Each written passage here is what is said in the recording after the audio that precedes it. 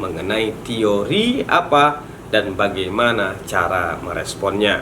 Ya, bagi Anda yang sedang menyusun skripsi atau melakukan penelitian, saya pikir ini merupakan materi yang penting bagi Anda untuk Anda dalami agar tidak tercecer antara teori dan hasil temuan Anda atau hasil pembahasan Anda. Dan jika memang video ini bermanfaat bagi Anda, silahkan sebar ilmunya dengan nge-share video ini ke teman-teman Anda.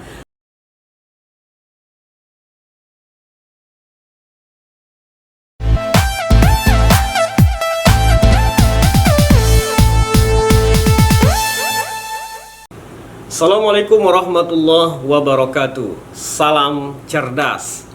Topik kita kali ini akan menjawab pertanyaan subscriber kita, mahasiswa Indonesia teman Anda, mengenai teori dan bagaimana meresponnya. Pertanyaannya, Pak, ya, minta tolong dijelaskan tentang teori apa yang saudara gunakan dan bagaimana cara meresponnya. Mohon dijelaskan lagi, Pak, dengan contoh. Baik, ini materi sudah pernah saya jelaskan dan akan saya jelaskan lagi kepada Anda semua untuk memudahkan Anda di dalam meletakkan teori dan bagaimana cara meresponnya di dalam karya ilmiah atau skripsi Anda. Nah, seperti ini. Teori itu akan didapati atau Anda tuliskan di bab 2. Ya, di landasan teoritis atau di kajian pustaka atau apapun namanya.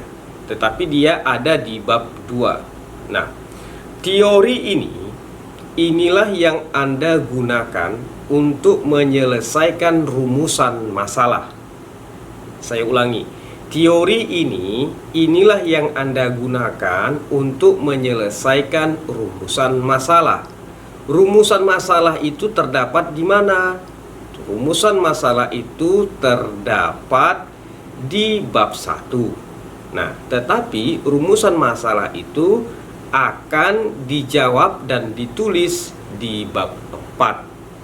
Artinya, teori yang kita gunakan di bab 2 ini akan kita terapkan di bab 4. Nah, cara meresponnya adalah apa yang telah kita tuliskan di bab 2 teori itu, inilah yang akan kita jadikan acuan untuk menyelesaikan bab 4, untuk menjawab pertanyaan yang ada di rumusan masalah.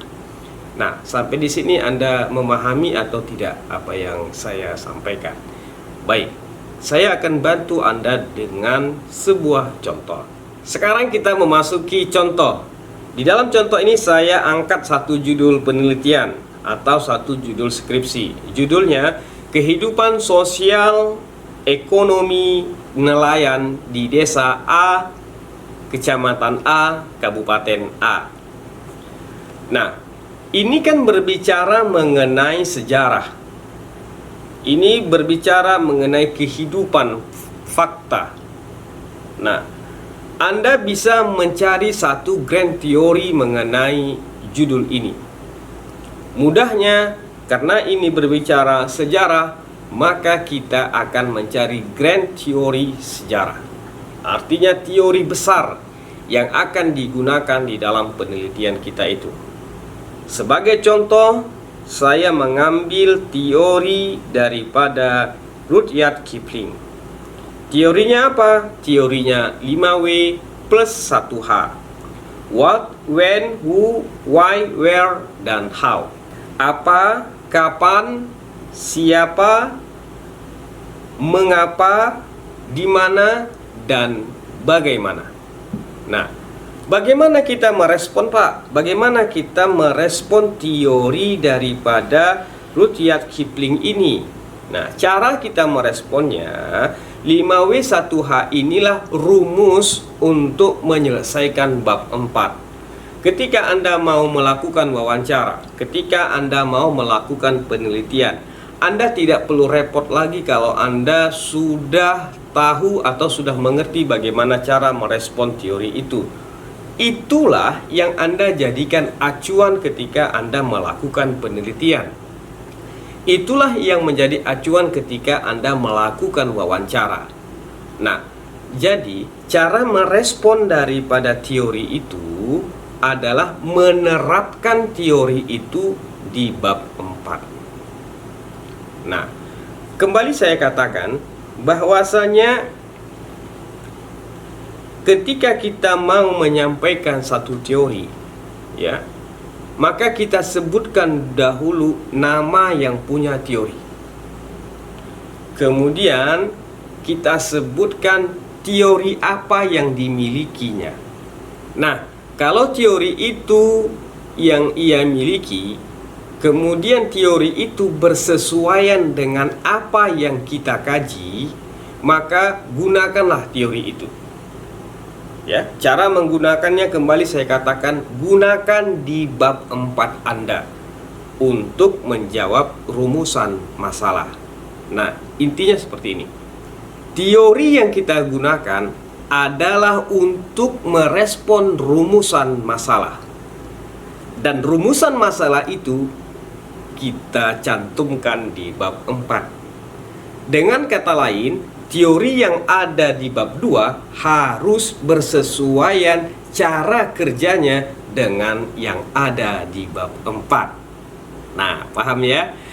Nah, kalau ada salah satu tidak bersesuaian, teori tidak bersesuaian di bab 2 dan hasil penelitian tidak bersesuaian di bab 4, berarti ada something wrong.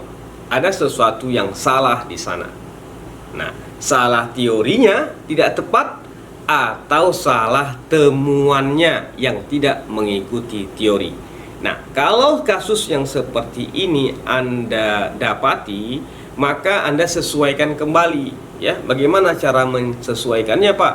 Cara mensesuaikannya adalah Anda jangan buang hasil penelitian Anda di bab 4 itu. Jangan, karena Anda sudah bekerja keras untuk mendapatkan itu.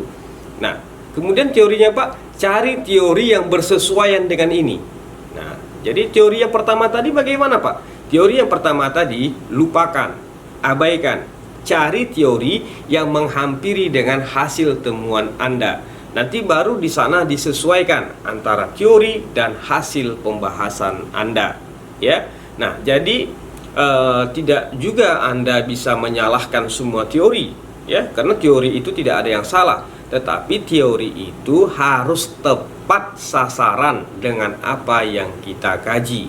Ribuan atau ratusan ribu teori yang sudah ada di dunia ini dengan berbagai macam latar belakang penelitian, itu bisa menjadi acuan kita, ya, untuk menyelesaikan rumusan masalah kita. Nah, sampai di sini Anda memahami atau bagaimana tentang penjelasan saya mengenai teori apa dan bagaimana cara meresponnya, ya. Bagi Anda yang sedang menyusun skripsi atau melakukan penelitian, saya pikir ini merupakan materi yang penting bagi Anda untuk Anda dalami agar tidak tercecer antara teori dan hasil temuan Anda atau hasil pembahasan Anda. Baik, mudah-mudahan video ini bermanfaat bagi Anda, dan jika memang video ini bermanfaat bagi Anda, silahkan sebar ilmunya dengan nge-share video ini ke teman-teman Anda. Wassalamualaikum warahmatullahi wabarakatuh dan salam cerdas.